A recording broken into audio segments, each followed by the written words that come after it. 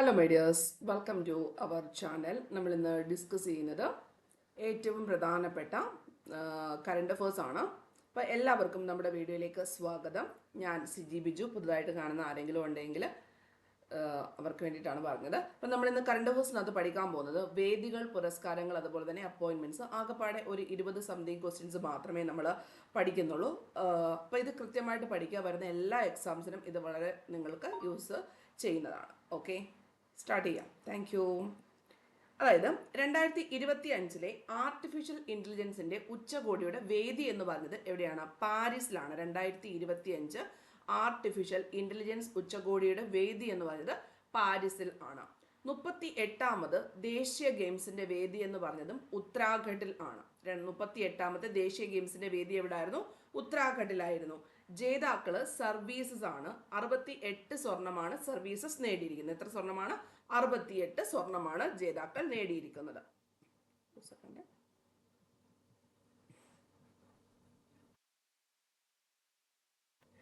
Okay, ഇനിയും runner-up എന്ന് പറയുന്നത് മഹാരാഷ്ട്രയാണ്. എത്ര സ്വർണമായിട്ടാണ്? 54 സ്വർണമായിട്ടാണ് മഹാരാഷ്ട്ര റണ്ണറപ്പ് ആയിരിക്കുന്നത്. 48 സ്വർണമായിട്ട് ഹരിയാന മൂന്നാമത്തെ പ്ലേസിൽ വന്നിരിക്കുന്നു. അപ്പോൾ ഒന്നുകൂടെ പറയാം, 38ാമത് ദേശീയ ഗെയിംസിന്റെ വേദി ഉത്തരാഖണ്ഡിൽ ആണ്. 68 സ്വർണമായിട്ട് സർവീസസ് ആണ് ജേതാക്കളായിരിക്കുന്നത്. റണ്ണറപ്പ് മഹാരാഷ്ട്ര, 54 സ്വർണം. ഹരിയാന എത്ര സ്വർണം നേടിയിട്ടുണ്ട്? 48 സ്വർണം. അപ്പോൾ കേരളത്തിന്റെ സ്ഥാനം എത്രയാണ്? 14ാമത്തെ സ്ഥാനവും. എത്ര സ്വർണം നേടിയിട്ടുണ്ടെന്ന് ചോദിച്ചു കഴിഞ്ഞാൽ എത്ര സ്വർണം നേടിയിട്ടുണ്ട്? 13 സ്വർണവും നേടിയിട്ടുണ്ട്. ഇപ്പോൾ കേരളം 14ാം സ്ഥാനത്താണ്, സ്വർണം 13. ഇപ്പോൾ സർവീസസിന് എത്ര ഉണ്ട്? 68. കേരളത്തിന് എത്ര ഉണ്ട്? 13. റണ്ണറപ്പ് മഹാരാഷ്ട്ര 54 സ്വർണം, ഹരിയാന 48 സ്വർണം. ഇനിയും 2025 ജ്ഞാനപ്പാന പുരസ്കാരം നേടിയത് ആരെന്ന് ചോദിച്ചു കഴിഞ്ഞാൽ ആരുടെ പേര് പറയണം? KP ശങ്കരനാണ് 2025 ജ്ഞാനപ്പാന പുരസ്കാരം നേടിയിരിക്കുന്നത്. KP ശങ്കരൻ. അപ്പോൾ ഒന്നുകൂടെ നോക്കാം. 2025 ആർട്ടിഫിഷ്യൽ ഇന്റലിജൻസിന്റെ ഉച്ചകോടിയുടെ വേദി എവിടെയായിരുന്നു? പാരീസിലായിരുന്നു. 38ാമത്തെ ദേശീയ ഗെയിംസിന്റെ വേദി ഉത്തരാഖണ്ഡിൽ ആയിരുന്നു. റണ്ണറപ്പായിട്ട് മഹാരാഷ്ട്ര, ജേതാക്കൾ സർവീസസ്. ഹരിയാനയ്ക്ക് 3ാം സ്ഥാനം. കേരളം 14ാമത്തെ സ്ഥാനം, 13 സ്വർണമാണ് നേടിയിരിക്കുന്നത്. ജ്ഞാനപ്പാന പുരസ്കാരം നേടിയിരിക്കുന്നത് KP ശങ്കരനാണ്. അടുത്തതിലേക്ക് നോക്കാം. സെബിയുടെ പുതിയ ചെയർമാനായിട്ട് അപ്പോയിന്റ് ചെയ്തിരിക്കുന്നത് തുഹിൻ കാന്ത പാണ്ഡെ ആണ്. ആരാണ്? തുഹിൻ കാന്ത പാണ്ഡെ ആണ് സെബിയുടെ പുതിയ ചെയർമാനായിട്ട് അപ്പോയിന്റ് ചെയ്തത്. തുഹിൻ കാന്ത പാണ്ഡെ ആണ്. ഇന്ത്യയുടെ ചീഫ് ഇലക്ഷൻ കമ്മീഷണറായിട്ട് അപ്പോയിന്റ് ചെയ്തത് ജ്ഞാനേഷ് കുമാറിനെയാണ് ഇന്ത്യയുടെ പുതിയ ചീഫ് ഇലക്ഷൻ കമ്മീഷണറായിട്ട് അപ്പോയിന്റ് ചെയ്തിരിക്കുന്നത്. ജ്ഞാനേഷ് കുമാർ. സെബിയുടെ പുതിയ ചെയർമാൻ ആരാണ്? തുഹിൻ കാന്ത പാണ്ഡെ. ഡൽഹിയുടെ 9ാമത്തെ മുഖ്യമന്ത്രിയായിട്ട് രേഖ ഗുപ്ത ചുമതലയേറ്റു. ഡൽഹിയുടെ 9ാമത്തെ മുഖ്യമന്ത്രിയായിട്ട് രേഖ ഗുപ്ത. ഇനി നിയമ സെക്രട്ടറി ആയിട്ട്, ഇന്ത്യയുടെ നിയമ സെക്രട്ടറി ആയിട്ട് നിയമിതയായ ആദ്യ വനിത എന്ന് പറയുന്നത് അഞ്ജു രതി റാണ ആണ്. അഞ്ജു രതി റാണയാണ് ഇന്ത്യയുടെ ആദ്യത്തെ നിയമ സെക്രട്ടറി ആയിട്ട് നിയമിതയായ വനിത എന്ന് പറഞ്ഞിരിക്കുന്നത്. അഞ്ജു രതി റാണ, പ്രഥമ വനിത. അഞ്ജു രതി റാണയാണ് നിയമ സെക്രട്ടറി ആയ പ്രഥമ വനിത എന്ന് പറയുന്നത്. 2024 മികച്ച പരിഭാഷയ്ക്കുള്ള കേന്ദ്ര സാഹിത്യ അക്കാദമി അവാർഡ് നേടിയത് KV കുമാരനാണ്. 2024 മികച്ച മലയാള പരിഭാഷയ്ക്കുള്ള കേന്ദ്ര സാഹിത്യ അക്കാദമി അവാർഡ് നേടിയത് KV കുമാരനാണ്. ഏത്? ഒരു കന്നഡ നോവലായിട്ടുള്ള യാനം എന്ന നോവലിനെ പരിഭാഷപ്പെടുത്തിയതിനാണ് ഈ ഒരു അവാർഡ് ലഭിച്ചിരിക്കുന്നത്. യാനം എന്ന നോവലിനെ. ആരാണ്? KV കുമാരനാണ്. അപ്പൊ സെബിയുടെ പുതിയ ചെയർമാൻ തുഹിൻ കാന്ത പാണ്ഡെ, ഇന്ത്യയുടെ chief election commissioner Gyanesh Kumar, ഡൽഹിയുടെ 9ാമത്തെ മുഖ്യമന്ത്രി രേഖ ഗുപ്ത, നിയമ സെക്രട്ടറി ആയിട്ട് നിയമിതയായ ആദ്യ വനിത അഞ്ജു രതി റാണ. 2024 മികച്ച മലയാള പരിഭാഷയ്ക്കുള്ള കേന്ദ്ര സാഹിത്യ അക്കാദമി അവാർഡ് നേടിയത് KV കുമാരനാണ്. യാനം എന്ന നോവൽ. ക്ലിയർ ആയെന്ന് വിചാരിക്കുന്നു. ഇനി അടുത്തതായിട്ട് ലോക അത്ലറ്റിക് ചാമ്പ്യൻഷിപ്പിൽ സ്വർണ്ണ മെഡൽ നേടിയ ആദ്യത്തെ ഇന്ത്യക്കാരനാണ് ആര്? നീരജ് ചോപ്ര എന്ന് പറയുന്നത്. ലോക അത്ലറ്റിക് ചാമ്പ്യൻഷിപ്പിൽ സ്വർണ്ണ മെഡൽ നേടിയ ആദ്യ ഇന്ത്യക്കാരനാണ് Neeraj Chopra. UNESCO 2025 world book ക്യാപിറ്റലായി പ്രഖ്യാപിച്ച നഗരമാണ് Rio de Janeiro. 2025 world book ക്യാപിറ്റലായിട്ട് പ്രഖ്യാപിച്ച നഗരം ഏതാണ്? റിയോ ഡി ജനീറോ ആണ്. എന്താണ്? റിയോ ഡി ജനീറോ ആണ്. യുനെസ്കോ 2025 വേൾഡ് ബുക്ക് ക്യാപിറ്റലായിട്ട് പ്രഖ്യാപിച്ച നഗരം റിയോ ഡി ജനീറോ. 2024 ലോക കാലാവസ്ഥ ഉച്ചകോടി നടന്ന രാജ്യം ഏതാണ്? അസർബൈജാൻ ആണ്. 2024 ലോക കാലാവസ്ഥ ഉച്ചകോടി നടന്ന രാജ്യം അസർബൈജാൻ. 2024 ദാദാ സാഹിബ് ഫാൽക്കെ പുരസ്കാര ജേതാവോ മിഥുൻ ചക്രവർത്തിയാണ്. 2024 ദാദാ സാഹിബ് ഫാൽക്കെ പുരസ്കാര ജേതാവ് മിഥുൻ ചക്രവർത്തി. ഇപ്പൊ ലോക അത്ലറ്റിക് ചാമ്പ്യൻഷിപ്പിൽ സ്വർണ്ണ മെഡൽ നേടിയ ആദ്യ ഇന്ത്യക്കാരനാണ് Neeraj Chopra. UNESCO 2025 world book ക്യാപിറ്റലായിട്ട് പ്രഖ്യാപിച്ച നഗരം റിയോ ഡി ജനീറോ ആണ്. 2024 ലോക കാലാവസ്ഥ ഉച്ചകോടി നടന്ന രാജ്യം അസർബൈജാൻ. ദാദാ സാഹിബ് ഫാൽക്കെ പുരസ്കാര ജേതാവ് 2024 മിഥുൻ ചക്രവർത്തിയാണ്. ഓക്കെ അല്ലേ? അടുത്തത് 2024 വനിതാ ഏഷ്യ കപ്പാണ്. ശ്രദ്ധിക്കണം, ഏഷ്യ കപ്പ് 2020 ക്രിക്കറ്റ് ജേതാക്കൾ ആരെന്ന് ചോദിച്ചു കഴിഞ്ഞാൽ ശ്രീലങ്കയാണ്. ഏഷ്യ കപ്പ് വനിതാ 2020 ക്രിക്കറ്റ് ജേതാക്കൾ ശ്രീലങ്കയാണ്.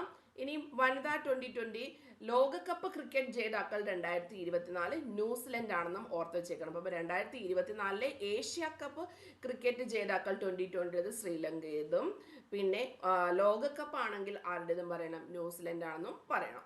ഇനി 2024 ലോക പട്ടിണി സൂചികയിൽ ഇന്ത്യയുടെ റാങ്ക് എന്ന് പറഞ്ഞത് എത്രാമത്തെ റാങ്കാണ്? 105ാമത്തെ റാങ്കാണ്. 2024 ആഗോള പട്ടിണി സൂചികയിൽ ഇന്ത്യയുടെ റാങ്ക് എന്ന് പറയുന്നത് 105 ആണ്. ഇനി 2025 അന്താരാഷ്ട്ര വനിതാ ദിനത്തിന്റെ പ്രമേയം ആണ് എല്ലാ സ്ത്രീകൾക്കും പെൺകുട്ടികൾക്കും അവകാശങ്ങൾ, സമത്വം, ശാക്തീകരണം. 2025 അന്താരാഷ്ട്ര വനിതാ ദിനത്തിന്റെ പ്രമേയം എല്ലാ സ്ത്രീകൾക്കും പെൺകുട്ടികൾക്കും അവകാശങ്ങൾ, സമത്വം, ശാക്തീകരണം. അപ്പൊ ഏഷ്യ കപ്പ് 2020 2024 ജേതാക്കൾ ശ്രീലങ്കയാണ്. ക്രിക്കറ്റ് ലോകകപ്പ് ജേതാക്കൾ ലോകകപ്പ് ക്രിക്കറ്റ് വനിതാ 2020 ന്യൂസിലൻഡ് ആണ്. ആഗോള പട്ടിണി സൂചികയിൽ ഇന്ത്യയുടെ റാങ്ക് 105 ആണ്. 2025 അന്താരാഷ്ട്ര വനിതാ ദിനത്തിന്റെ പ്രമേയം എല്ലാ സ്ത്രീകൾക്കും പെൺകുട്ടികൾക്കും അവകാശങ്ങൾ, സമത്വം, ശാക്തീകരണം എന്നിവയാണ്. സമത്വം, ശാക്തീകരണം എന്നിവയാണ്.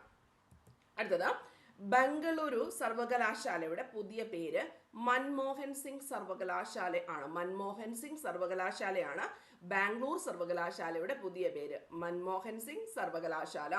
2025 ഓസ്കാർ നേടിയ മികച്ച ചലച്ചിത്രം അനോറ ആണ്. ഏതാണ്? ഓസ്കാർ നേടിയ മികച്ച ചലച്ചിത്രം അനോറ ആണ്. അനോറ 97ാമത്തെ ഓസ്കാർ അവാർഡാണ് നൽകിയിരിക്കുന്നത്. 97ാമത്തത്. മികച്ച സംവിധാനം ഷോൺ ബേക്കർ. മികച്ച സംവിധാനം ആർക്കാണ് ലഭിച്ചിരിക്കുന്നത്? Sean Baker. ഏത് ചിത്രത്തിനാണ്? അതായത് അനോറ എന്ന ചിത്രത്തിന്റെ സംവിധാനത്തിനാണ് ഷോൺ ബേക്കർക്ക് ഓസ്കാറിനകത്ത് മികച്ച സംവിധാനത്തിനുള്ള അവാർഡ് ലഭിച്ചിരിക്കുന്നത്. മികച്ച ചിത്രം ഏതാണ്? അനോറ ആണ്. സംവിധാനം ഷോൺ ബേക്കർ. അനോറ എന്ന് പറഞ്ഞ ചിത്രത്തിലെ നടിക്ക് തന്നെയാണ് ഓസ്കാറിന്റെ ബെസ്റ്റ് നടിക്കുള്ള അവാർഡ് ലഭിച്ചിരിക്കുന്നത്. മൈക്കി മാഡിസൺ ആണ്. മൈക്കി മാഡിസൺ ആണ് അനോറ എന്ന് പറയുന്ന ചിത്രത്തിൽ എന്ത് ലഭിച്ചിരിക്കുന്നത്? മികച്ച നടിക്കുള്ള ഓസ്കാർ അവാർഡ് ലഭിച്ചിരിക്കുന്നു. ഒന്നുകൂടെ പറയാം. 2025 ഓസ്കാർ മികച്ച ചിത്രം അനോറ, മികച്ച സംവിധാനം ഷോൺ ബേക്കർ, ചിത്രം അനോറ, നടി മൈക്കി മഡിസൺ, ചിത്രം അനോറ. ഇനി മികച്ച നടനായിട്ട് തിരഞ്ഞെടുക്കപ്പെട്ടിരിക്കുന്നത് അഡ്രിയൻ ബ്രോഡി ആണ്.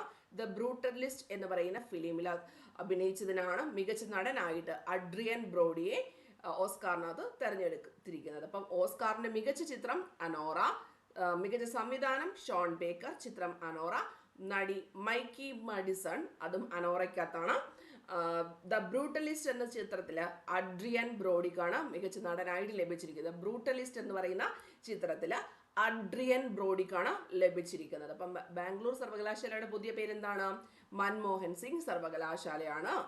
അനോറ അറിയാം, ഷോൺ ബേക്കറിനെ അറിയാം, മൈക്കി മഡിസണിനെ അറിയാം, then Adrian Brody the brutalist മികച്ച നടൻ. അപ്പം ഇത്രയും കാര്യങ്ങൾ കൃത്യമായിട്ട് പഠിക്കുക. അപ്പം ഇങ്ങനെയുള്ള കറണ്ട് അഫേഴ്സ് ഒക്കെ നിങ്ങൾക്ക് വേണമെന്നിട്ടുണ്ടെങ്കിൽ നിങ്ങൾ കമൻറ്റ് ചെയ്യുക. പിന്നെ ഇനി ഏത് ടോപ്പിക്കിലാണ് വീഡിയോ വേണ്ടത്, സെക്രട്ടേറിയറ്റ് OA ആണോ സെക്രട്ടേറിയറ്റ് അസിസ്റ്റൻ്റ് ആണോ എന്നൊക്കെയുള്ള കാര്യങ്ങൾ നിങ്ങൾ കമൻറ്റ് ചെയ്യേണ്ടതാണ്. അപ്പോൾ അതുപോലെ തന്നെ നമ്മളുടെ പെയ്ഡ് കോഴ്സ് റണ്ണിങ് ആണ്. നിങ്ങൾക്ക് താല്പര്യമുണ്ടെങ്കിൽ ജോയിൻ ചെയ്യാം. ഫോക്കസ് ഏരിയ 214 GK ഓറിയൻറ്റ് ചെയ്തിട്ടുള്ള 10th ലെവൽ മെയിൻസിൻ്റെ ഇപ്പം തന്നെ നിങ്ങൾ അറിഞ്ഞു കാണുമല്ലോ 10th ലെവൽ മെയിൻസ് സെക്രട്ടറിയേറ്റ് OEക്കൊക്കെ 366 സംതിങ് വേക്കൻസി ഇപ്പം തന്നെ റിപ്പോർട്ടഡ് ആയിട്ടുണ്ട് റാങ്ക് ലിസ്റ്റ് വരുന്നതിന് മുൻപേ. അപ്പോൾ നല്ല രീതിയിൽ പഠിക്കുന്നവരൊക്കെ ആണെങ്കിൽ എത്രയും പെട്ടെന്ന് നന്നായിട്ട് തന്നെ പഠിച്ചു കഴിഞ്ഞാൽ എത്രയും പെട്ടെന്ന് റാങ്ക് ലിസ്റ്റ് വരുമ്പം തന്നെ അതിനകത്തുനിന്ന് നിയമനങ്ങൾ നടക്കും.